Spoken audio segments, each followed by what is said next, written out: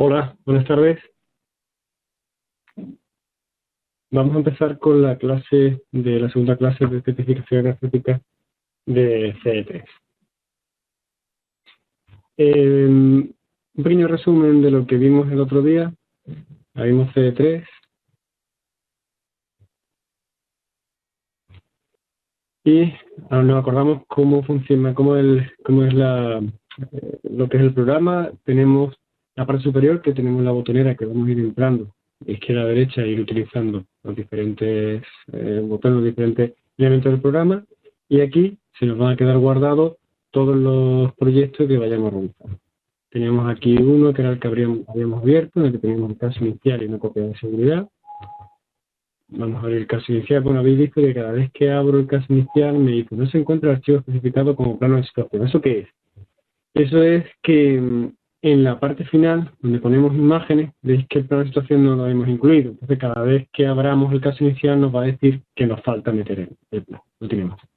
Vale, entonces ya tenemos activados el menú y lo que quiero bueno, nos quede un poquito claro del otro día es que lo que es el programa C3, pues tiene, por un lado, sería todo el tema administrativo, junto con la primera decisión de qué tipo de proyecto es, cómo vamos a introducir los elementos, cómo vamos a introducir el proyecto, es decir, lo que serían los datos generales. Por otro lado, tenemos la definición constructiva, o lo que sería cómo van a ser los elementos de la envolvente de ese edificio. Bueno, o vamos a ir hablando ya cada vez más de lo que definimos como espacio, cómo van a ser los elementos que envuelven ese espacio que estoy estudiando. Lo siguiente sería la definición geométrica, es decir, mi espacio, cómo se va a definir geométricamente esos elementos constructivos que he definido anteriormente, es decir, cómo lo vamos a colocar, si van a ser colocados mediante una forma simplificada que es una forma simplificada que es la definición por tipología, o lo voy a meter por superficie de orientaciones, o voy a definir mi edificio mediante por planos o de XF. Por último, tendré que definir nuestras instalaciones, que aquí se llama sistema, y con todo esto podré decirle que me certifique. La definición que hemos visto en estos puntos, o sea, que vamos a ir viendo en estos puntos, le metemos lo que le metamos al programa, el programa lo acepta y calcula. Es decir, no es como otros programas de cálculo como puede ser CIPE o como puede ser el Trical o como otros programas de cálculo que una vez que tú metas los datos, él te dice si falla o da error o hay que modificar algo. No, aquí no. Aquí todo lo que nosotros introduzcamos al programa, él se lo cree, acepta y en función de esos datos da la certificación. Con lo cual hay que tener mucha seguridad en que los elementos que estamos metiendo, tanto constructivos como la definición del edificio, tanto como los diferentes sistemas, son de acuerdo a la realidad. Acordaros que este programa no tiene deshacer. Tendremos que ir haciendo copias de seguridad cada 2x3. Y que cuando nosotros metemos elementos en algunos, bueno, en casi la mayoría, sobre todo en definiciones constructivas, no puedo volver a preguntarle qué he metido. Te va a dar un par de datos, pero no te va a dar todos los elementos que he introducido. Entonces, casi cada vez que nosotros, antes de darle a aceptar, tendríamos que repasar, garantizar que lo que hemos metido es correcto y luego darle a aceptar. Entonces, nosotros lo que vimos el otro día fue la parte administrativa, es decir, lo que son los datos generales.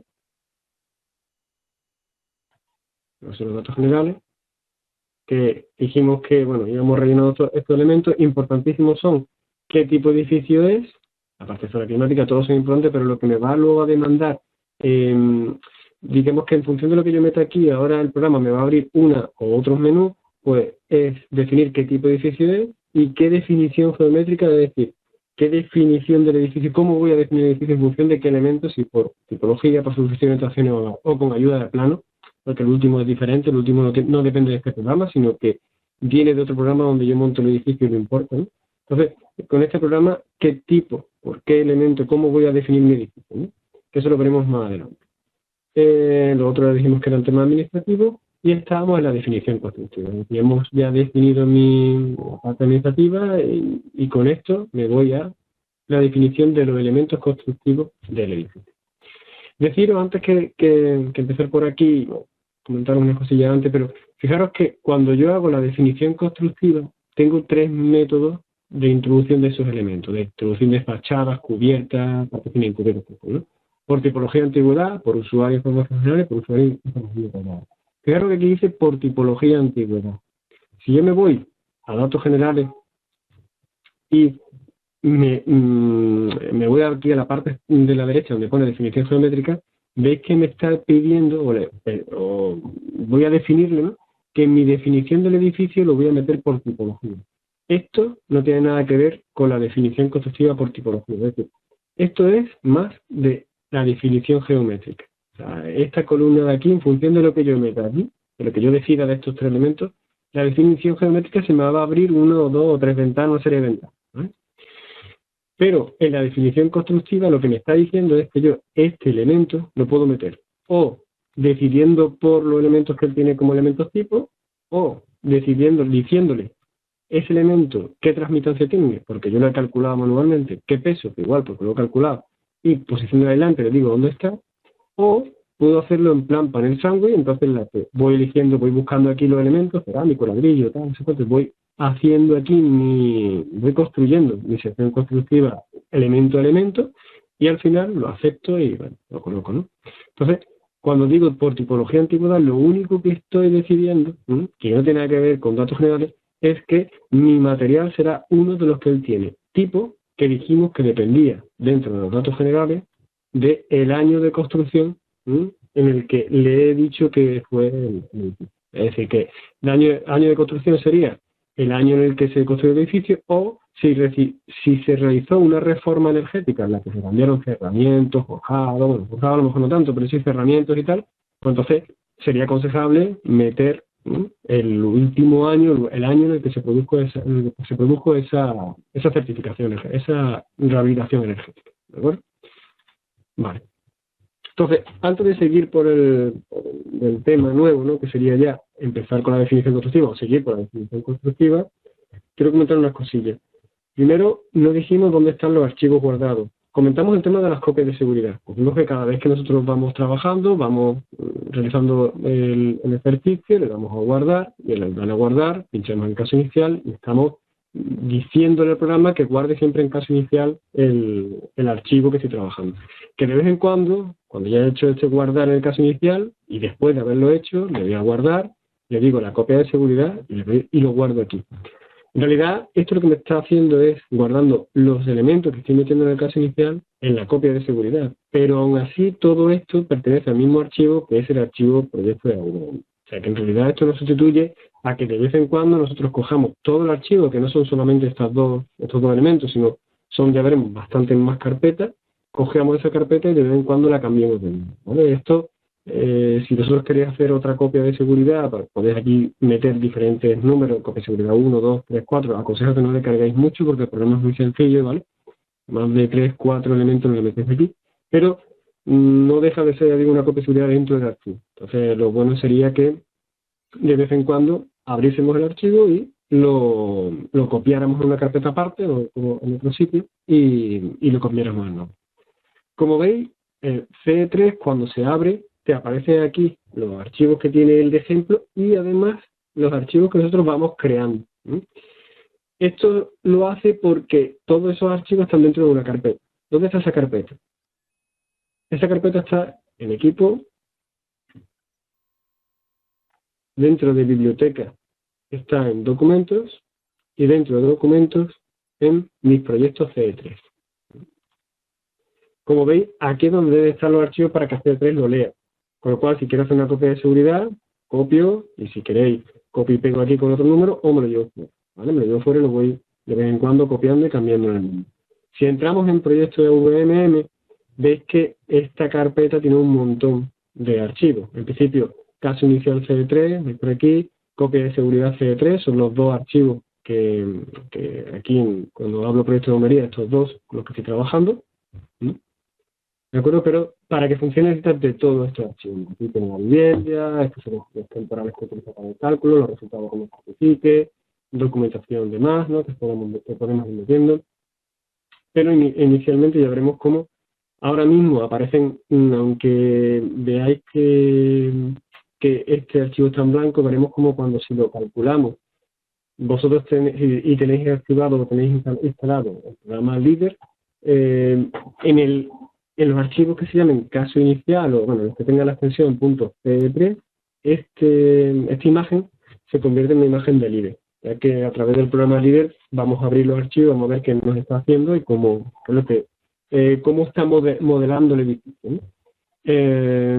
Para eso dije el otro día donde teníamos Líder dentro de la plataforma dentro de la página de la Escuela de la Ave María, en la parte de cursos online. Teníamos aquí en la parte de la parte de la escuela, dentro de cursos online y dentro de cursos online pinchamos en la imagen y aquí tenemos Líder. Ahora sería aconsejable que lo instalaseis porque vamos a abrirlo, vamos a utilizarlo de vez en cuando. De acuerdo, entonces, eso en cuanto a los archivos. Ya sabéis dónde está, no moverlo de ahí. Si lo movéis para copiarlo, pero si queréis que CD3 os lo abra, siempre debe estar ahí. Y caso inicial, acordaros, nunca cambiarle el nombre. Los demás, lo que queráis, pero caso inicial no. Caso inicial se tiene que mantener con el mismo nombre y no modificarlo.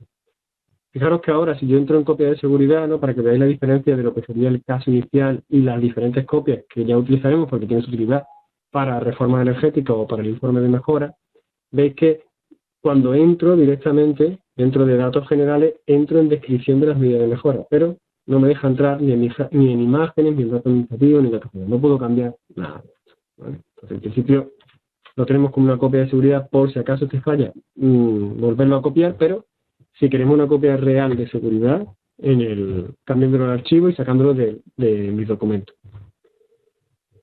Vale. Tenemos que ir ya acostumbrándonos a hablar de espacio. De espacio en cuanto a que lo que estamos certificando no es una unidad residencial, no es una vivienda, es un espacio. Más que nada porque solemos entender vivienda y la vemos con los tabiques, la vemos con los diferentes elementos de compartimentación dentro de ese elemento que estamos certificando, ¿no? Y tenemos que entender como espacio esa unidad o dentro de esa unidad o ese total que vamos a certificar, aquello que el programa me deja meter como un único bloque. Ya hablaremos un poquito más adelante, hay una parte en la que definimos lo que son los espacios, sobre todo cuando empezamos con la definición geométrica. Pero quedaros con la idea de que una única vivienda en la que estamos certificando, sería un único espacio. Por ejemplo, una vivienda unifamiliar con 2 plantas, cada planta es un espacio. Un bloque entero que estamos certificando, en principio, cada planta, cada nivel sería un espacio. Digo en principio porque luego ya veremos cómo hay formas de resumir esos espacios, de simplificarlos, en las que podemos utilizar unos elementos que se llaman multiplicadores, en las que superficies, perdón, espacios que son iguales, pues puedo decirle cuántos espacios iguales tiene el edificio y nada más que hacerlo una vez. Vale. De acuerdo, entonces, una vez visto esas cosillas que quería que quedaran claras, vamos metiendo con la parte, con la clase nueva, con la clase del segundo día. Vale. Entonces estábamos en la definición constructiva de los materiales a través de CD3. Vale. Decimos que tenemos abierto caso inicial CD3, ¿vale? Aceptamos, estamos en definición constructiva y estuvimos viendo lo que era dentro de la definición constructiva, dentro de un elemento, ¿no? La de por tipología de antigüedad. Decimos que por tipología de antigüedad lo que teníamos era todos los elementos que, bueno, constructivamente según el año en el que le hemos dicho en datos generales, pues estima el programa que tiene para en función de los elementos que genera envolvente, ¿no? Fachadas, cubiertas, particiones, etc.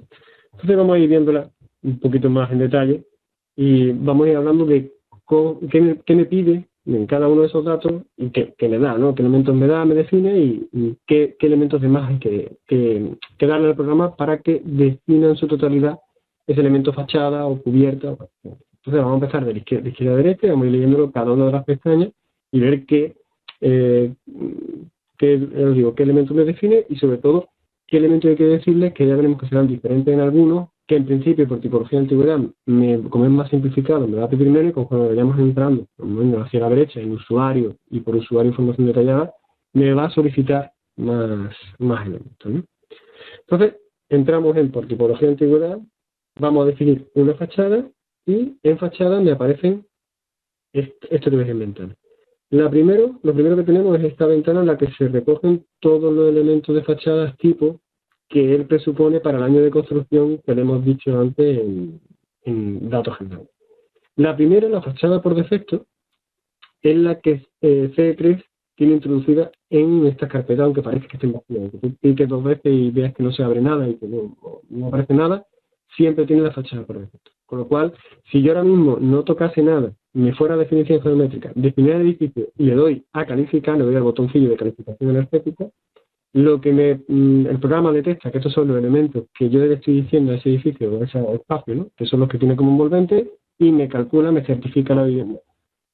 Perdón, me certifica la vivienda con estos elementos. La siguiente ventana lo que me está dando es, en función del elemento que yo tengo pinchando, que se hace con un recuadro azul, pues datos para identificar mucho mejor el elemento que se asimile más a mi espacio, ¿no? El que define la fachada de mi espacio. Luego tenemos aquí el punto 3, en el que me está diciendo cómo es mi fachada. Mi fachada es un elemento que está en contacto con el aire, con lo cual dejaría pulsado esto, o, sin embargo, es un elemento que está en contacto con un espacio no habitable. Espacios no habitables son garajes, trasteros, son cubiertas inclinadas, son locales anexos que no son de uso residencial o de uso administrativo, no son de un uso exactamente igual al que estamos certificando. Es decir, pensar que nosotros se supone que cuando estamos certificando una vivienda, ese espacio habrá espacios colindantes que tengan el mismo uso, con lo cual estarán calefactados de la misma manera, y el elemento compartimentador de tu espacio con ese otro espacio que tiene la misma calefacción se le supone adiabático, se le supone que no hay transmisión de calor. Luego tendremos espacios exteriores, como todos entendemos, en el cual habrá una transmisión de calor, y hay un espacio intermedio que serían los espacios denominados como no habitables. Esos espacios no habitables no son exteriores, pero tampoco son interiores calefactados, con lo cual hay una transmisión de calor menor, pero existe una transmisión de calor. Entonces, esos espacios no habitables como garaje trasero o simplemente pensar en que tu vivienda puede estar colindando con un edificio cuyo uso es oficina, o un edificio cuyo uso es un garaje de vehículos, de un taller mecánico o cualquier tipo. Esa transmisión de calor va a ser con un espacio no habitable, con unas condiciones diferentes a las que sería si fuese otra vivienda o si fuese un espacio externo. Entonces, yo a este cerramiento, que puede estar en contacto con un espacio no habitable, nos podemos ver en la zona exterior, pues tengo eso otro edificio al lado, pero que es un uso diferente al residencial. Entonces, me dice que si defino que está en contacto con un espacio no habitable, tengo que darle el botón este de definición de coeficiente del reductor de temperatura. ¿Eso qué es? Bueno, pues, cuando pincho en este botón, me aparece esta ventana y me pide una serie de datos. Lo primero, pues me dice qué nivel de ventilación del espacio no habitable tengo. ¿Eso qué es? Bueno, pues eso es esto.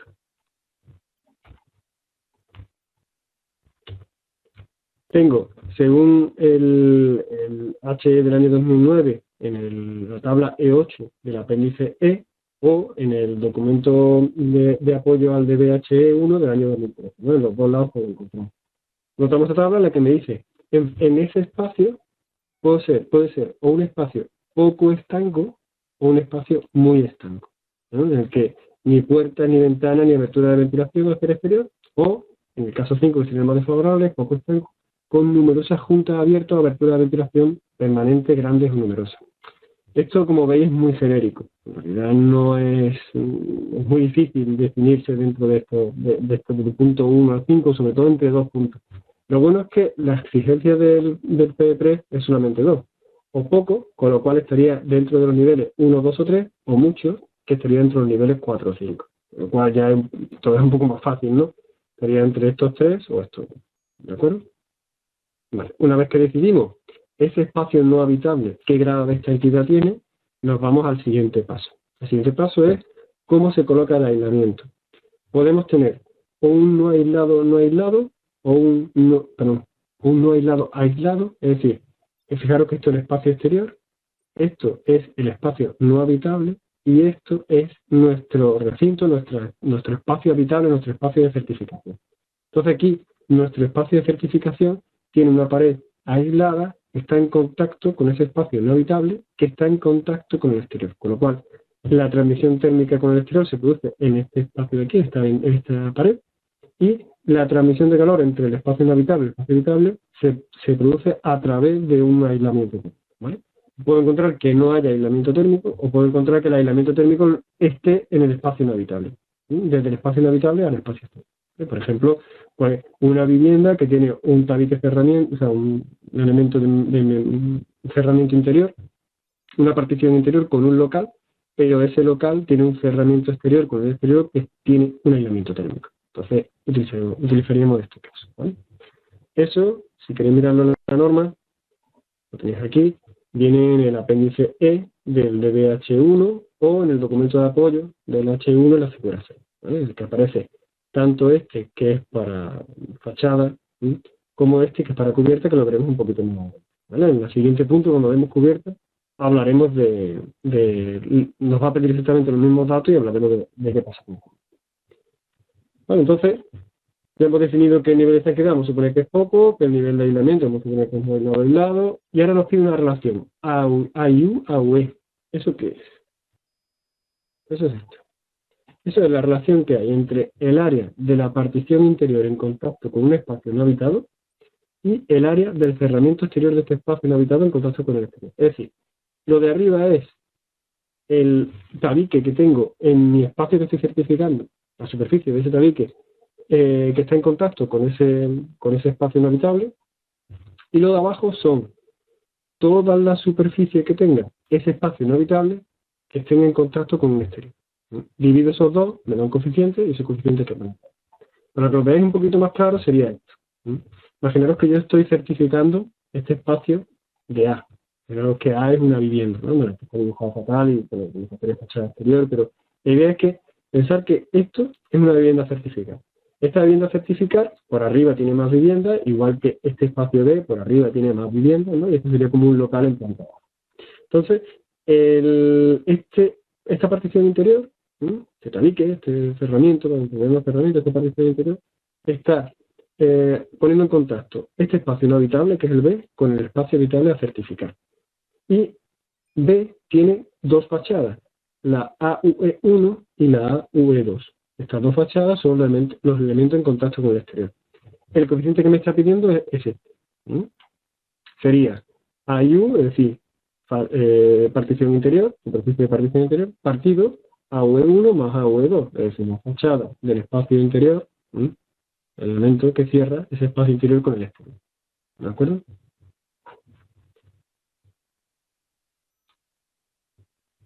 De acuerdo.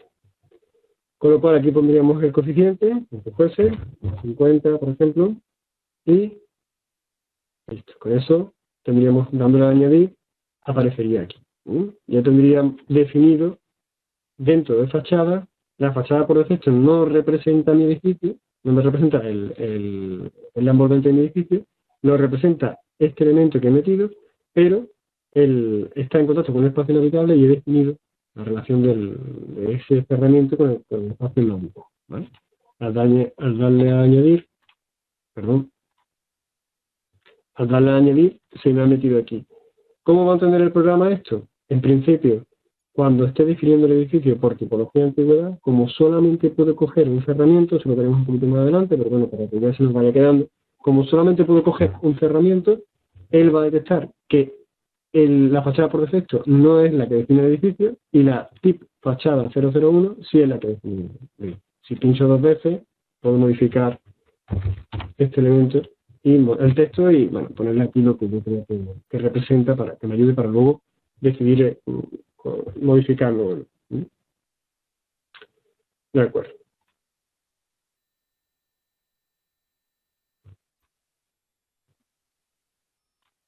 Entonces, como veis, cada uno de estos elementos va a ser igual. O sea, si yo ahora, por ejemplo, entro en cubierta, tengo por un lado los elementos por defecto, las definiciones, y ahora me pide una serie de cosas. En cubierta es exactamente igual que en fachada. Cubierta lo que me está pidiendo es en contacto con si esta cubierta está en contacto con el aire o está en contacto con un espacio no habitable. Me pido otra vez definir el coeficiente de reductor de temperatura. Pincho y me dice, ¿cómo es el espacio no habitable? ¿Ventilado o no ventilado? Luego, ¿cómo es la relación del aislamiento con ese espacio no habitable? Y cómo es la relación AUI-AUE. Si estoy en cubierta, la relación de ese AUI-AUE sería una cosa así. Yo estaría certificando el interior de la vivienda, lo que sería A, y el espacio no habitable sería B.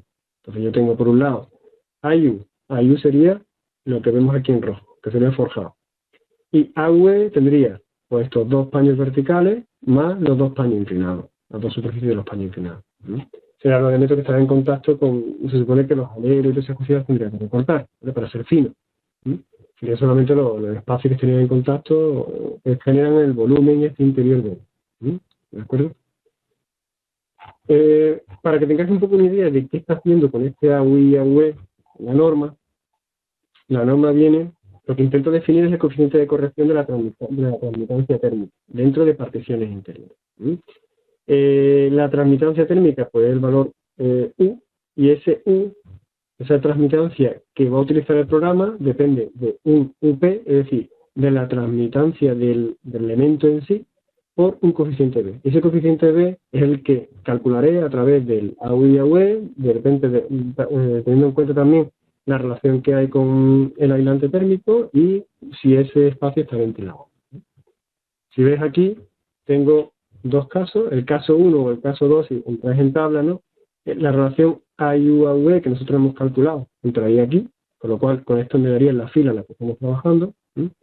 El caso 1 o el caso 2, lo que me está diciendo es en función de si es ventilado o no es ventilado, es decir, si estamos en el 1, 2, 3 o estamos en el, aquí, esto sería un 4, o en el 4, 5, y si entro en el no aislado, aislado, exactamente, o sea, teniendo en cuenta dónde tengo colocado el aislamiento, pues entonces estaría en este grupo, en este grupo, en este grupo. Con lo cual, con los tres datos que he metido, lo que hace el programa es calcularte esto, el coeficiente B. Y el coeficiente B lo multiplica con el coeficiente de transmitancia de ese ferromento.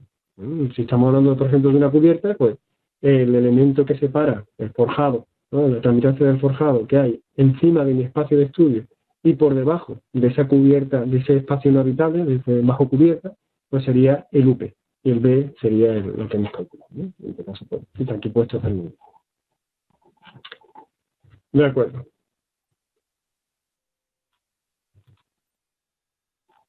Entonces, de cubierta, poco más que decir. En realidad, no hay nada más. Decido qué colocar, decido si está en contacto o no, y si no está en contacto, defino estos elementos. ¿Vale? Una vez que esté elegido, imaginaros que esto, mucho, y pongo aquí 0,5 y añado, cuando se me aparece en cubierta, pues la tipología que he creado. ¿No? Fijaros que me está diciendo tip, que significa por tipología, cubierta 00. Pincho dos veces y le pongo lo que yo quiero.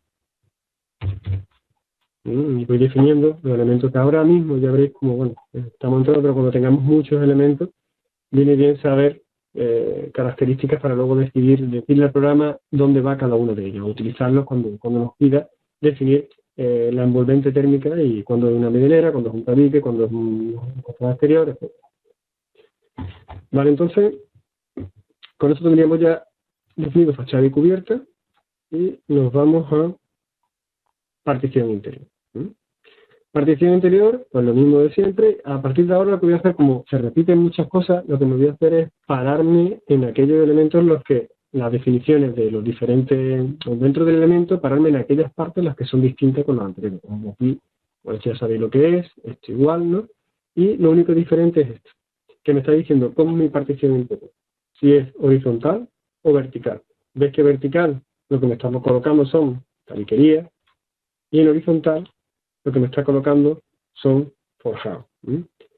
Deciros que, lo pongo por aquí, que particiones interiores son elementos entre espacios en los que se supone que ambos están calefactados. Lo que decíamos de, si tú estás certificando una vivienda, esa vivienda, pues lo normal es que al lado, a un lateral, o sea, uno de los elementos que cierra, que es envolvente de la vivienda 2 de la planta 5, pues la separará de la vivienda 1 de la planta 5. Entonces, ese elemento, ese tabique que separa vivienda, lo entendemos dentro del CE3 como una partición interior. Esa partición interior, como separa dos espacios calefactados, se supone que no hay transmisión de calor. Con lo cual, si tú le dices al programa que ese elemento es partición interior, él no considera ni estudia la pérdida o el aporte de calor a través de ese elemento. Con lo cual tenemos que tener mucho cuidado de cuando definamos el edificio, decirle qué elementos son partición interior. Si me equivoco y a una fachada le digo que es una partición interior, el programa va a entender que por ahí no hay aporte ni pérdida, con lo cual va a certificar el edificio como que se comporta mejor en el futuro. Vale. Una cosa muy importante es que que parece extraño, por lo menos no suena raro, si estamos definiendo que esos elementos son elementos adiabáticos porque no hay transmisión de calor, porque los dos sitios están calefactados, que el H1, dentro de las definiciones de lo que es partición interior en terminología, nos dice que las zonas comunes del edificio se suponen interiores y habitables, con lo cual entre tu vivienda y el espacio común de escalera ascensor no hay tampoco transmisión de calor. Y ese espacio lo considera como un espacio, ese elemento lo considera como una partición interior, como que no haya transmisión de calor. ¿De acuerdo? Con lo cual sería como adiabático. Lo consideramos como que es adiabático. Vale. Entonces, aquí partición interior serían los forjados interiores. Suponemos que si este forjado de suelo, pues aquí abajo hay una otra vivienda, y si es forjado de techo, hay que arriba de vivienda. Y la vertical igual, ¿no? Ahí que, fijaros que no nos pide nada más. Vamos al siguiente punto. Medianera. Las medianeras, como veis, lo único que me está diciendo es que la define. No me aparece ningún elemento no me pide ningún dato más. Lo que sí hay que entender otra vez, que como vais viendo, hay una diferencia, en cuanto a cómo C3 denomina los elementos, y esa denominación del elemento va más en función de dónde está y cómo está usado a en realidad lo que es. Por ejemplo, para explicarlo un poquito mejor, la medianera, nosotros entendemos como medianera a un elemento que justo en el lateral o en la otra parte del edificio, la medianera por un lado estará envolviendo lo que es el espacio de certificación, y por el otro lado se supone que habrá otro edificio. Pues el edificio colindante debe tener las mismas condiciones energéticas que la de la vivienda que certifico. Si no, no es una medianera. Me explico.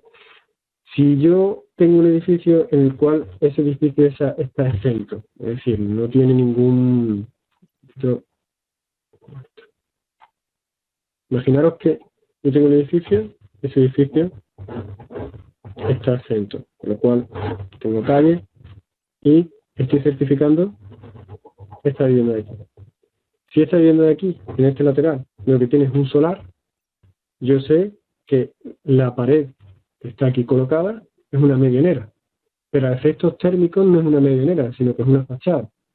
Con lo cual yo no le puedo decir a C3 que el elemento que coloque aquí es una medianera, porque térmicamente va a haber una transmisión de calor, con lo cual tendré que decirle que esto es una fachada en contacto con el exterior. No es tanto, C3 no se usa tanto por el nombre, sino por cómo se comportan esos elementos. O sea, aquí, medianera, se suponen que yo lo que tengo en el lateral, lo que tengo es otro edificio colindante con unas condiciones térmicas similares a las del edificio, a la del el espacio que estoy certificando. O sea, que tengo Si estoy certificando una vivienda, aquí tengo otra vivienda. Si estoy certificando un local, aquí tengo otro local. Entonces tengo dos espacios colindantes con dos paredes separadoras y cada una es medianera del otro, y esto sí funciona como medianera. Entonces, si funciona como medianera, coloco medianera por C3. ¿Mm? Vale.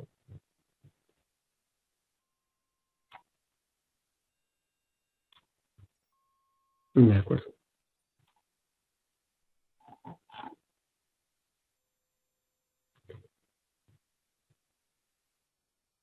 Solo me queda un caso para explicar. O sea, dentro de la medianera hemos visto si tengo fachada, si el edificio de al lado es un edificio. Si el edificio de al lado, pues puedo tener los tres casos. Uno, pues aquí puedo darse tres casos. Que mi espacio a estudiar esté separado de uno. Vamos a suponer que el espacio es una vivienda. ¿Mm? Otra vivienda puede ser que esté separado de un solar o que sea, por ejemplo, un local. ¿Mm? Si es una vivienda, pues lo trato como una medianera. ¿Qué es un solar? Lo trato como si fuese una fachada. Y si es un local, tengo tengo un espacio colindante que las condiciones térmicas no son como un exterior, pero tampoco son como un espacio calefactado como el mío. Con lo cual, tendré una fachada, pero ya le tengo que decir que está en contacto con un espacio no habitado. Y darle las condiciones de este espacio no habitado. Problema, que cuando tú estás certificando una vivienda, al edificio de al lado no entras. Con lo cual, o lo tenemos muy claro, o al final se considera como una medianera. Si lo tengo muy claro, porque es un local, es fácil de ver, más o menos podemos sacar un volumen por una foto aérea, por lo que sea, pues entonces sí, actúo, le digo que lo que tengo al lado es un local, le digo que ese elemento es una fachada, calculo el AIU partido de la UE y todos los elementos de que me pide de ventilación y demás, y le coloco el elemento que debe ser. Pero muchas veces os digo, no se puede entrar en el edificio al lado, entonces tienes que hacer una simulación. ¿Vale? Una simulación y bueno, o considerarlo directamente como medianera, o más o menos asimilarlo a lo que sería, ¿no? A lo que sería una fachada con espacio habitable y aproximadamente, sin ser exacto, aproximadamente decirle en qué condiciones va a trabajar el proyecto. Vale. La siguiente pestaña de definición de por tipología y antigüedad de los elementos del edificio, de la envolvente de ese espacio, sería el suelo. El suelo, claro que igual, ¿no? Como siempre. Y aquí, dentro de lo que me pide de diferente con respecto a los otros elementos, me dice qué tipo de suelo voy a poder colocar. ¿Qué tipo de suelo estoy definiendo? Si pincho en tipo de suelo, me dice que los tipos de suelo que tengo para definir dentro del PSD son suelos en contacto con el aire, en contacto con espacio no habitable, con un vacío sanitario y en contacto con el terreno. ¿Eso qué es? Bueno, lo pongo por aquí.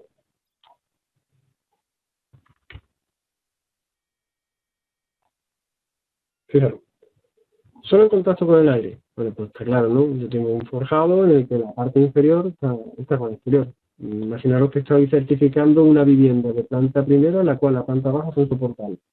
Esos soportales hacen que el forjado de base pues está en contacto con el aire. Bueno, entonces sería este suelo. O bueno, o techo, en realidad da igual. Tengo un techo en el cual que es la última planta y ese techo está formado por un suelo que está en contacto con el aire. Pues lo mismo, ¿no? Ahí no hay, en el caso de cubierta ya veremos que es diferente, ¿no? Segundo caso, en contacto con un espacio inhabitable. Os suena, ¿no? Lo mismo que hemos visto antes. Si le digo que está en contacto con un espacio inhabitable, me aparece estos datos. Cómo está ese espacio inhabitable de ventilado, cómo está el aislamiento colocado entre esos dos espacios y la relación AIU a UE. Con lo cual, meto los datos y listo. Solo en contacto con un vacío sanitario. Esto es un poco diferente. Bueno, no un poco diferente, es fácil, pero hay que tener en cuenta las dimensiones para saber si estoy aquí en este elemento o estoy ya en otra pestaña. Ahora habría un poquito más adelante. Los vacíos sanitarios no son tratados como espacios no habitables. Eso hay que tener cuidado. Ten en cuenta que, fijaros que cuando nosotros pedimos en CD3 decimos, está o espacio inhabitable o vacío sanitario. O sea, que entra dentro de la norma en otro punto. ¿Mm? Ese punto, o sea, fijaros que mientras que las particiones interiores horizontales en contacto con espacio inhabitable se regulaban por el H1 131, los suelos en contacto con cámaras sanitarias se regulan por el H1 e 132. O sea, van por dos artículos diferentes. ¿Mm? El espacio inhabitable por el artículo 1 y por el espacio con cámaras sanitarias en el 2. Aquí tenéis que en el documento de apoyo, ¿no? Por el 1. ¿Cómo consideramos que estamos haciendo un forjado encima de un espacio inhabitable? Tiene que cumplir una serie de condiciones. Si no cumple esas condiciones, estaremos metiendo mal el elemento o estamos metiendo un elemento... o sea, tenemos que tener cuidado con esas dimensiones porque si no, estamos diciendo al programa que ese elemento tiene que cumplir unas condiciones de envolvente en cuanto a transmisión térmica y tal, que no son las reales. Con lo cual, se le puede penalizar o al revés, pero estamos haciéndolo mal. Para definir este elemento de aquí, o sea, este forjado, como que está en contacto con un espacio inhabitable, ese espacio que queda dentro tiene que cumplir estas condiciones.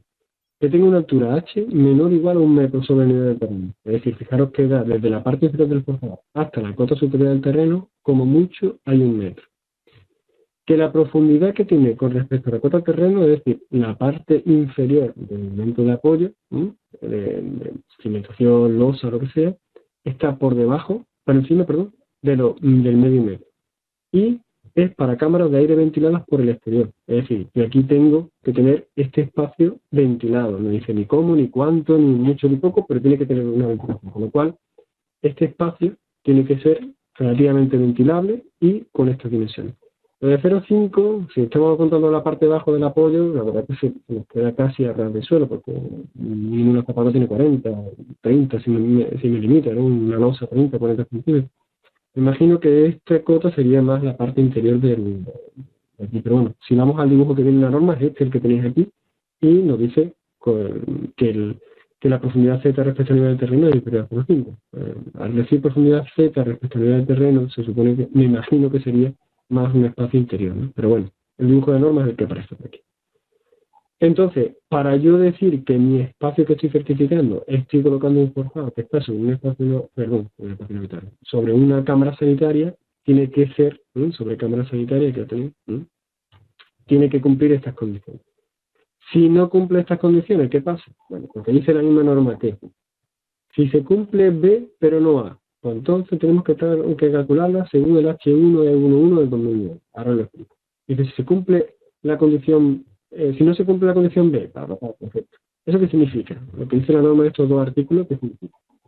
Lo que te dice es, si se cumple B pero no A, es decir, se cumple la profundidad Z pero no la altura, entonces tenemos que considerar ese espacio como un espacio exterior.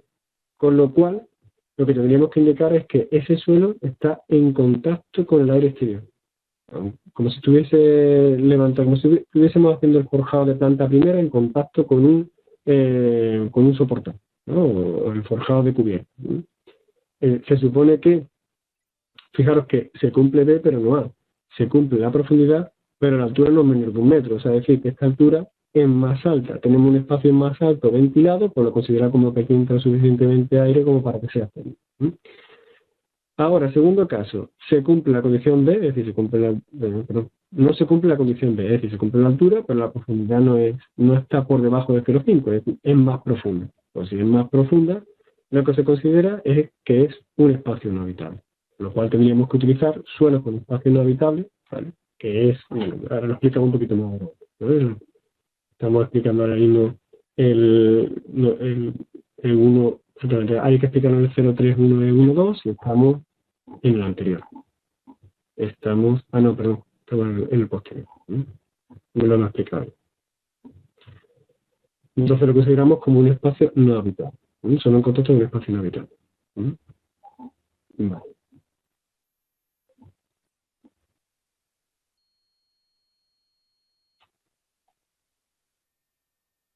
Vale. Y nos queda el último, ¿no? Solo en contacto con el terreno. ¿Qué son solo en contacto con el terreno? Pues solo en contacto con el terreno son aquellos en los que, bueno, a partir de como veis, son aquellos en los que la profundidad en la que está ubicado es inferior a 0,5 metros. Tengo una Z mayor a 0,5 metros, con lo cual tengo un elemento, una losa de cimentación, una solera de apoyo con un terreno, por lo cual se supone que tendría un sótano, un espacio mayor a la profundidad que me daba antes como límite de 0,5. En ese caso, pues tengo un suelo en contacto con el terreno que me pide, en principio, el aislamiento perimetral si lo tiene, que el aislamiento perimetral es este que veis aquí. En soleras en contacto con el terreno sería esta distancia de, o si lo tengo en vertical, esta distancia desde la cota del suelo, de la cota exterior del terreno, hasta donde está la profundidad de ese elemento. En principio, a partir de 1 metro ya no sirve porque es para utilizar una forma, ¿no? Y veis que aquí la distancia, además de lo que es la resistencia térmica de ese aislamiento. Acordaros que la resistencia térmica del aislamiento depende tanto del espesor del aislamiento como de la conductividad térmica del mismo. Entonces, por un lado tengo que dividir ese espesor por la conductividad térmica de ese material y me da la resistencia. Cuando entramos en, por ejemplo, si pedís un poliestireno expandido y tal, pues te da una conductividad térmica de 0,04, 0,06. Esa no es la resistencia térmica que te pide. Depende del elemento que tú pongas, de espesor, pues pues, según esta formulilla te da la resistencia. Vale, entonces, con este elemento, bueno, aquí terminaríamos de definir lo que son los tipos de suelo, ¿no? Tendríamos los suelos en contacto con el aire, ya sea por arriba o por abajo, o sea, de una planta, o sea, forjado en contacto con un soportal por abajo o contacto con el aire tendría. Suelo en contacto con el espacio inhabitable, ya sabéis hacerlo. Suelo en contacto con un vacío sanitario, pues en el caso de que las condiciones estén esto por debajo de 1 metro y esto por menos de 0,5, y en contacto con el terreno, en cuanto tengamos más de 0,5, pues tenemos que meterle suelo en contacto con él. ¿Vale? Para este estamos hablando, acordaros, es el amarillo. El rojo no. El rojo sería, creo que estamos hablando de estas dos condiciones. Si yo estoy haciendo este forjado, si lo de abajo cumple estas condiciones, este forjado sería en contacto con una cámara sanitaria. Si cumple una u otra, tendríamos o un forjado en contacto con el exterior o un forjado con un espacio inhabitable, un sótano barato, ¿vale? Y ahora, este de aquí abajo es el contacto con el terreno. Sería el siguiente. ¿De acuerdo? Sería este de aquí amarillo. Vale.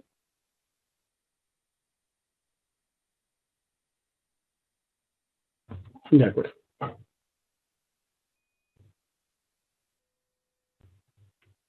Bueno, preguntaros antes de seguir para adelante. Llevamos ya un ratillo. ¿Por ahora todo bien? ¿Queréis preguntar algo?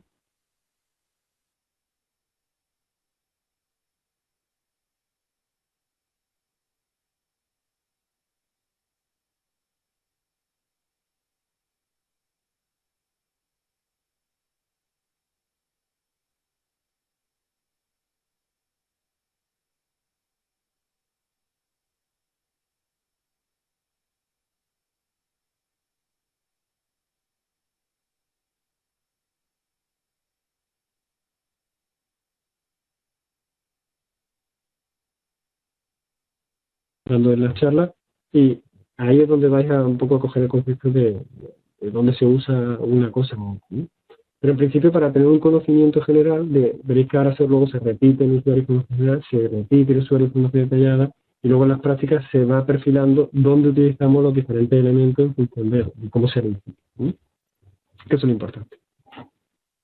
Vale, bueno, pues entonces,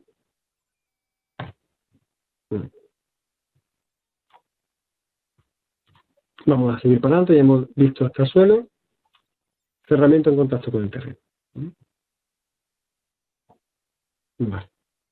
Cerramiento en contacto con el terreno. Fijaros que nada más que nos deja uno solo. ¿Y qué es esto de cerramiento en contacto con el terreno?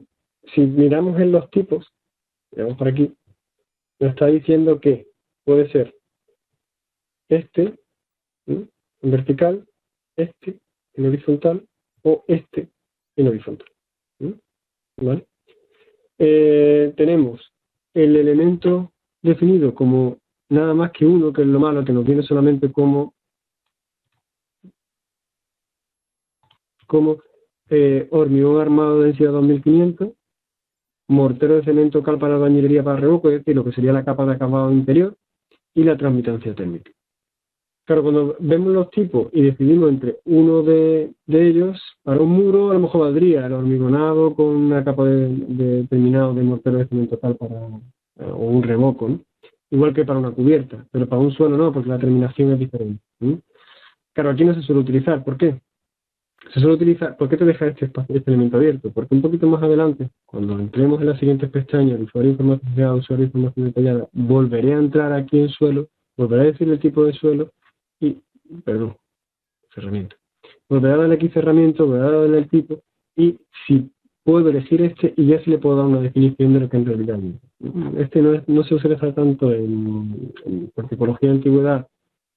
Vamos a herramientas, porque la definición es muy pequeña, es más para muros que para suelo, pero los otros dos sí se puede utilizar, sí es más utilizable, ¿no? Sí es más definible. Este es muy sencillo, muy pequeño, igual que pasa con los huecos, ¿no? Si defino huecos, fijaros que nada más que me deja meter un hueco sencillo, perdón, lo del NET no recuerdo, gris claro, grupo de vidrio, un vidrio sencillo, no me permiten doble, el marco es metálico gris claro, ahora se pone nombre, este es el nombre. El nombre es sencillo porque es un vidrio sencillo no doble, metálico que es el marco, gris claro con el tema de la sortibilidad. Ya veremos que lo que son los huecos de la ventana en función del color, a más oscuro tienen más absorción de calor, entonces afecta al tema de la transmitancia térmica del hueco. El porcentaje me está diciendo que el 10% del hueco está formado por carpintería, el otro 90% son cristales, y la permeabilidad es la posibilidad que tiene el aire de pasar, me dice que un 25%. Ya veremos cómo hay una clasificación de 0 a 4, de 1 a 4 hablando de memoria, en el que en función de qué clasificación hay, está asociado a un porcentaje y me está diciendo si es estanco o menos. Con lo cual el tema define si entra aire o no entra aire y me genera una calificación mejor o menor en cuanto al aporte de energía que hay que hacer para calentar una casa que tiene unas ventanas que dejan pasar más o menos aire del exterior, ¿no? Lo cual ya no podéis imaginar la relación. Y luego los puentes térmicos. Si os fijáis, volver a llamar la atención de que estoy por tipología de antigüedad. Estoy el elemento sencillo, es decir, no defino tanto el elemento, sino solamente los que me permite ¿no? Los huecos, pues nada más que me permite esto, ¿no? Puentes térmicos. ¿Qué son los puentes térmicos? Sabéis que hay espacios del edificio que por la situación en que está por la situación en la que está ese elemento con el exterior, es decir, desde el interior que yo estoy certificando, el espacio que estoy certificando, hasta el exterior, todo ese elemento está en contacto directo con el exterior. Es decir, por ejemplo, yo tengo, imaginaros que estoy dibujando en planta mi espacio. Tengo por aquí un cerramiento exterior con una ventana y por aquí tengo un tabique. Y por aquí otro tabique y otro tabique. Imaginaos también que aquí tengo un pilar. Vale. Lo normal es que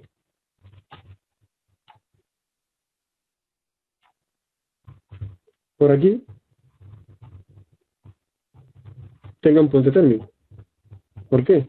Porque constructivamente tendremos el pilar, suponiendo que esté el exterior, tendré el emparchado, depende también cómo esté construido, ¿no? Pero lo normal es que esté el emparchado. Aquí estará, este es el emparchado, el exterior. Aquí tendré la primera capa de cermesa, lo que es la citara, cámara de aire, con el aislamiento térmico, tabicón, y aquí vuelvo a cerrarlo para para encajarlo con el tabique, ¿no? El emparchado del pilar por este lado. Para hacerlo bien, este aislamiento tendrían que colocarlo por aquí, para que no hubiese transmitancia del exterior hacia el interior, no hubiese puente térmico desde el exterior al interior. ¿Qué pasa? Que si este elemento no está colocado, este punto es un punto de puente térmico. ¿Dónde hay otro puente térmico? Pues en las ventanas. En las ventanas, los dinteles. en la jamba. Por construcción, pues sabéis que aquí te tienen que cerrar el ladrillo, o sea, aquí la cámara de aire muere aquí, con lo cual esto es un elemento masa. Todo lo que sea masa, contacto directo del exterior con el interior. ¿Eso que implica? Puente térmico. Aquí también los dinteles sabéis que si estamos pintando en sección, solo tenemos aquí el elemento, estamos aquí nosotros, y aquí están las ventanas, aquí solo hay dintel. El dintel, como es masa, puente térmico. Vale, con todos esos elementos, dentro del edificio se pueden hacer rehabilitación y reforma y pueden mejorarse esos puentes térmicos mediante la colocación de aislamientos térmicos o mediante el cambio de elementos o por un revestimiento interno continuo mediante elementos de pladur con aislamiento térmico, etcétera, que evitan o limitan totalmente o parcialmente esos puentes térmicos del edificio. Fijaros qué nos pide CE3. Me dice que una de dos, o admitimos un factor de corrección de los puentes térmicos que él hace por defecto, su caja negra, no sabemos lo que hace, o le metemos un factor de corrección de puentes térmicos. Pero me pide uno para todo el espacio a certificar, ya sea una vivienda, ya sea un edificio, ya sea un local, es decir, la totalidad de los puentes térmicos. A lo mejor yo he hecho un arreglo del 15% de los puentes térmicos y aquí me pide solamente un factor. ¿Qué tendría que hacer? Comprobar todos los elementos que generan puentes térmicos, ver en qué superficie se ha sido afectado la reforma, ver con respecto a la totalidad qué mayoración o minoración de ese factor de lo que me genera esa reforma energética en cuanto a puentes térmicos y meter un factor de corrección ahí, por lo cual eso es una burrada. ¿Cómo se suele utilizar este elemento?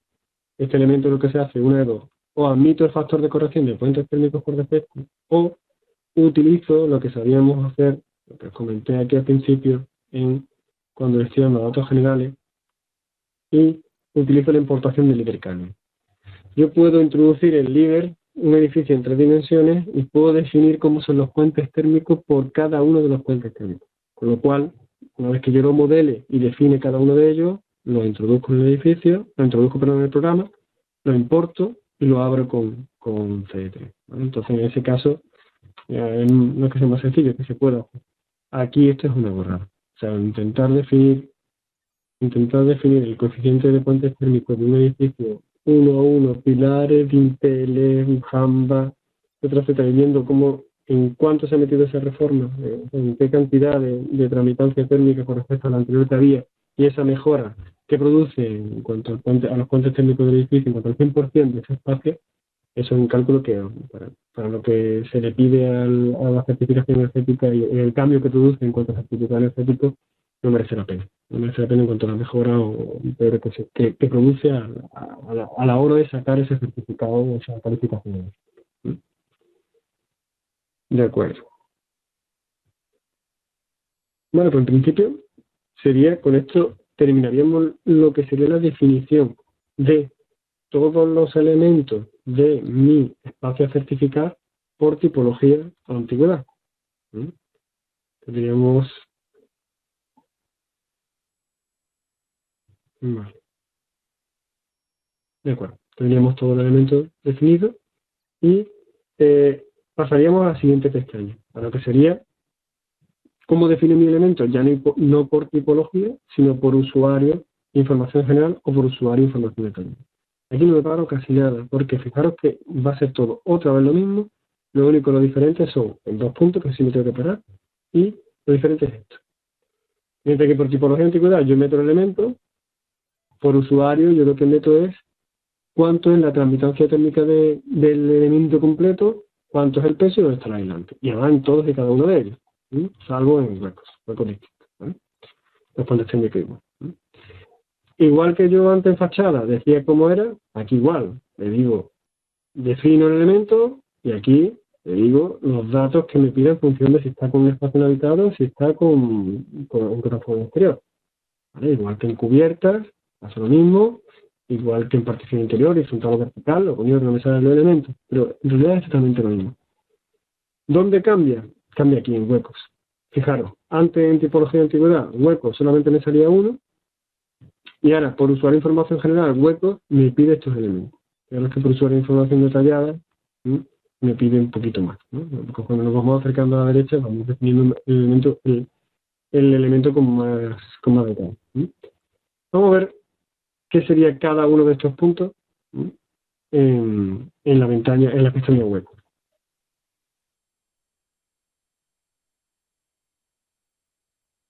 Vale.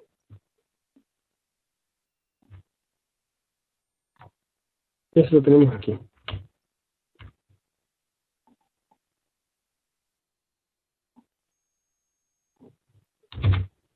Lo primero que nos pide es la transmitancia. ¿Qué es la transmitancia? Bueno, la transmitancia se supone que, según el H1, en la apartado de terminología, transmitancia térmica dice flujo de calor en régimen estacionario por un área y diferencia de temperatura unitaria de los medios situados a cada uno de los elementos que se considera. En realidad lo que estamos viendo es la transmitancia del hueco, es la capacidad que tiene este hueco de perder o de hacer pasar calor a su través, hacer nada hacia otro, ¿no? Quiero que veáis el tema de la formulilla porque nos puede ayudar mucho a ver de qué depende la transmitancia y luego cuando tengamos que decidir colocar o mejorar, sobre todo con los coeficientes que nos piden aquí de corrector de transmitancia, que esto es bastante, bueno, bastante importante, bastante difícil de definir, definirlo bien, ¿no? Porque ya veremos cómo en función de la norma es fácil, pero que es una cosa en la que la gente se suele liar mucho y suele colocarlo mal, ¿no? Nosotros vamos a verlo como a través de la norma tiene un par de tablas, hay que tener mucho cuidado con lo que hayamos metido aquí en la transmitancia y en función de eso es muy fácil de utilizar. Pero es verdad que se suele liar mucho, ¿no? La gente con este concepto. Claro, la transmitancia del hueco tiene dos conceptos, este de aquí de la izquierda y este de la derecha. Los conceptos son la parte esta de la izquierda que depende de HV, si veis aquí HV es la parte semitransparente, o sea, estamos hablando de cristal. Y esto de aquí, HM, masa, M, depende del marco. Entonces, el FM es la fracción del hueco ocupada por el marco. O sea que el hueco se considera como la parte de cristal y la parte de carpintería, y de todo el hueco sería el 100%. De ese 100%, ¿qué porcentaje está ocupado por el marco? Pues por el marco a lo mejor un 7%, un 10%. Aquí meteríamos 0,1, 0,07, el porcentaje, ¿no? Con el 100% de lo que ocupa el marco. Este de aquí y esto de aquí es la transmitancia, solamente del cristal y solamente del marco. Y luego esto le resta 1 y esto. Con lo cual, la transmitancia total del hueco depende de los dos, marco y cristal. ¿De acuerdo?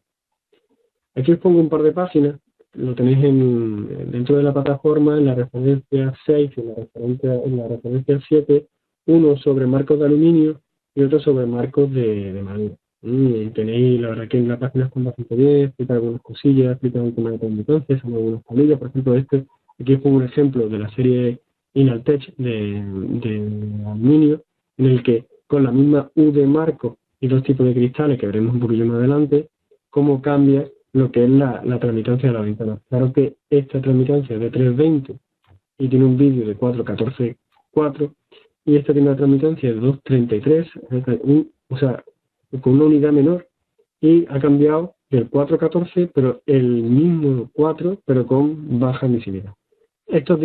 Todos estos elementos lo veremos después un poquito más adelante en vídeo. Voy a explicar lo que es un vídeo, lo que es baja emisividad, lo que significa estos números. Hay un numerillo, una letra más que una A, ya veremos qué representa todo esto, lo iremos hablando, para que sepamos, cuando estemos hablando de vídeo, qué tipo de vídeo hay en el mercado y que te lo va a pedir CIPE, ¿no? En un CD3, te va a pedir que definas tu cristal, pues qué cristales encontramos en el mercado y cómo se definen, y bueno, para que tengáis una idea cuando vayáis a una casa y los datos que tenéis que tomar para luego meternos en todo. Entonces, vale, estamos aquí. Entonces la transmitancia, en principio, o nos la da la casa comercial, o sobre la ventana, o la misma casa comercial me dice la transmitancia del hueco y de la carpintería. Y con eso yo calculo mi transmitancia en función del tamaño de la ventana. Después, el siguiente dato que nos va a pedir para hueco es el factor solar. ¿El factor solar qué es? Bueno, pues aquí tenéis el código técnico del H1 de 2009, aquí tenéis el 2013, nos dice lo que es el factor solar. Factor solar que él denomina como factor solar modificado. Vale. Ese factor solar modificado viene en función de esta formulilla. Depende del factor de sombra, de este dato que va en función de G, y de este dato que va en función de USUM. El G, que es el factor solar de la parte semitransparente sobre el cristal. Y el USUM, que es la transmitancia térmica del marco. O sea, otra vez estamos hablando de la parte, como estamos hablando del factor solar modificado o el factor solar del hueco, estamos hablando de, por un lado, cristal y por otro lado, marco. El marco, pues vamos a tener por un lado la transmitancia y por otro lado la absortividad, es decir, la capacidad que tiene ese marco de absorber radiación solar en función del color que tenga y de qué grado de gradiente ese color entre esos tres extremos, ¿no? Entre si es claro o es un color medio o es un color oscuro, ¿no? En función de esos tres elementos me dará el alfa de absortividad, ¿no? Esta es la tabla de 10, ¿no? La transmitancia del hueco me lo tiene que dar la casa comercial, 0,04 una constante, FM, fracción de hueco, otra vez. Pues el hueco, o sea, dentro del 100% del hueco, el marco ocupa el 10%, pues 0,1. Aquí volvemos a colocar 0,1. El G es el factor solar de la parte semitransparente, es decir, el G lo que representa es una fracción, es una división entre lo que entraría del Sol si el cristal fuese totalmente transparente a lo que entra del Sol con el cristal que tienen colocado. Da un coeficiente, eso es un marco comercial. Eso pues, Velux tiene todas sus ventanas, y te da, en función de la ventana que sea, el que tiene. Y luego falta el factor sombra. El factor sombra es un coeficiente que se calcula de las tablas E11 a E15, en función de qué dispositivo de sombra se coloque qué dispositivo de sombra se coloque en la ventana. ¿Eso qué es? Bueno, pues eso es, dentro de la norma, pues esto. Es esto.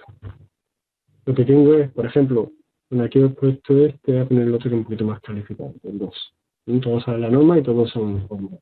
Lo utilizaremos y veremos cómo se utiliza y cómo se calcula y cuándo se utiliza uno, cuándo otro y cuándo no se utiliza ninguno. Ya veremos cómo, en función de dónde estemos entrando o qué datos le vayamos a dar a la ventana, alguno no se utiliza. Entonces, el factor de sombra es SFS, pues tengo un factor de sombra por un retranqueo de hueco. A mayor retranqueo, menos sol entra, pues el coeficiente será menos.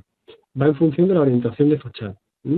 O tengo unas lamas horizontales, en función de la orientación y el ángulo de inclinación de esas lamas beta, como está aquí, sale un poquito oscuro, pero lo tenéis en el código técnico y ahí hemos puesto donde vienen, ¿no? El ángulo de inclinación, en función de la orientación, pues tengo un coeficiente. O tengo unas lamas verticales. O, como venía por aquí, tengo un elemento que me genera sombra por encima de la ventana. O, en el último caso, que en la última tabla, tengo un toldo que va de abajo arriba o de arriba abajo, ¿vale?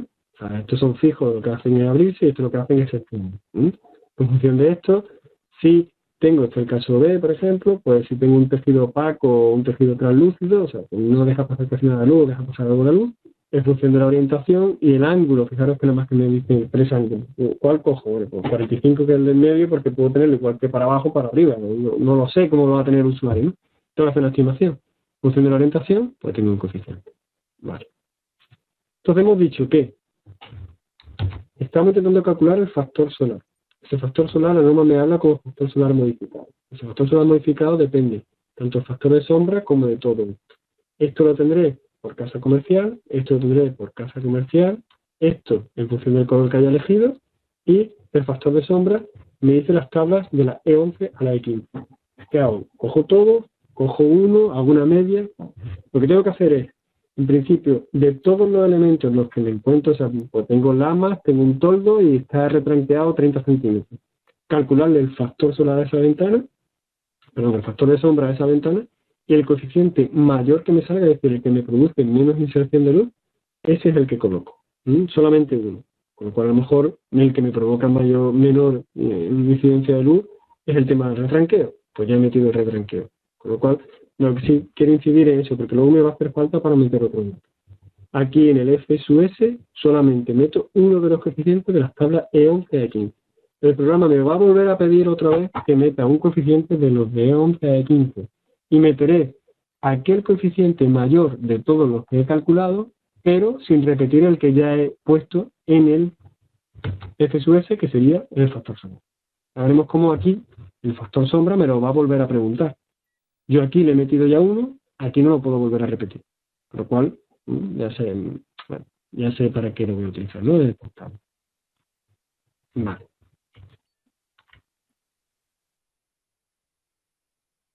Vale. Aquí tengo, por ejemplo, una tabla de los datos técnicos de Venus, ¿no? Fijaros cómo me da el factor solar G, ¿no? Que me lo pide. Me dice la permeabilidad de aire, acordaros que lo pedíamos, ¿no? Clase 3, fijaros que antes cuando estábamos hablando de la ventana decíamos que era un 25%. Ya veréis como las clases desde la 1 a la 4 van relacionadas con un porcentaje de ventilación. Eso lo tenemos un poquito más adelante. En principio, bueno, podemos decirlo o por clase o por porcentaje. Fijaros que aquí está la transmitancia térmica de la ventana y la transmitancia térmica de la cristalina. O sea, marco y cristal. Pero tenemos todos los datos que nos piden aquí arriba para el cálculo. Claro, en función del tamaño de la ventana, no es que haya mayor o menor transmitancia, sino que, claro, el porcentaje del hueco, el FM, cambia. Aquí, en función del tamaño de la ventana, el FM cambia, con lo cual cambia F. Tengo más cristal y tengo menos marco, el porcentaje.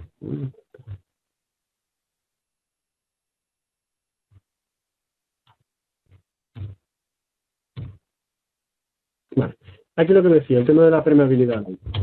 Me lo pide aquí abajo. Permeabilidad de aire me la pide en metros cúbicos, horas, metro cuadrado, a 100 pascales. Fijaros, la permeabilidad de aire hay clases desde 0 hasta 4, siendo la más estanca 4 y la menos 0. Y los datos que me pide, que me lo pide en metro cúbico, hora, metro cuadrado, a 100 pascales, son permeabilidad del aire en 100 pascales, metros cúbicos, hora, metro cuadrado. Son estos. 3, 9, 27, 50. La 0 sería sin ensayar, con lo cual no sabemos ni qué aire entra. Con lo cual aquí pondríamos, en principio está puesto 50, está puesto clase 1. Si fuese clase 3, que es lo que hemos visto en Venus, tendríamos que poner 9, dar la diferencia en cuanto a volumen de aire. Vale, y me queda la corrección de la transmitancia y el factor de sombra. Esto es bastante largo de explicar. O sea, es sencillo, pero me tengo que ir, fijaros, al anexo 5. El anexo 5 lo tenemos por aquí. El anexo 5 es esto, en el que voy explicando pues, cómo sería el cálculo del factor de sombra y la justificación según la norma y según el manual del programa líder del ministerio. Esto que estáis viendo ahora mismo, que parece un lío, que es muy difícil y tal, yo digo que por aquí casi no se hace ninguna ventana. Muy difícil que tú la definición de ventana la hagas mediante la transmitancia, sino hay otra opción mucho más fácil, que es decirle que tu ventana se define por usuario y hueco. Entonces, aquí defino el cristal, aquí defino el marco, aquí defino tanto por ciento cubierto por el marco y la permeabilidad al aire, pero en realidad lo que estoy definiendo es lo que hay allí. Yo me voy a mi obra, veo mi espacio, la vivienda que estoy certificando, veo qué tipo de cristal hay, si doble, sencillo, lo que sea, veo qué tipo de marco, si de madera, si es metálico, si es de PVC, y con eso ya me da automáticamente la transmitancia del factor solar, con lo cual me libro de tener que calcularlo. El porcentaje, o hago una estimación o ya lo habré leído, con lo cual sé más o menos los centímetros que tiene, sé el porcentaje de hueco cubierto por el marco. Y me queda estos datos, que es lo que digo que la gente se lía, normalmente lo hace mal, y nosotros vamos a verlo en función de lo que nos dice la norma, de lo que nos dice el manual de líder, que es un manual en el que se basa, o sea, sabéis que CE3 depende de líder, en el manual en el que se basa el programa CE3, y líder deja muy claro cómo se hace y nosotros vamos a hacer muy correcto. Ya veréis, como uno no se toque, el otro lo podemos modificar en función de lo que tengamos. Y normalmente lo dejamos en 1:1 si no hay ningún elemento que mejore ni la actuación de la ventana en verano y en invierno, ni me corrija la transmitancia, ¿no? Tanto en sombra como en transmitancia. Vale, entonces en principio paramos por aquí.